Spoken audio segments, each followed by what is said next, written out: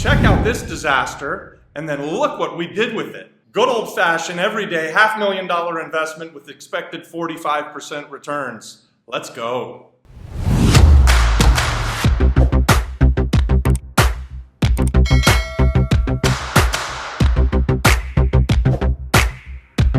All right, guys, so what we have here is we have 7 apartments that we're about to put on Airbnb, and you can see what we've done. We're really, really excited about it.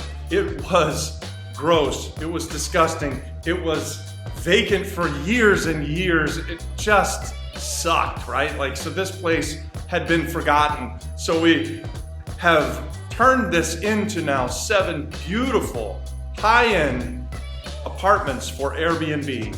And we're going to make a fortune on it. I almost left out the most fun part about this whole deal that we're doing here. We partnered with some people who met us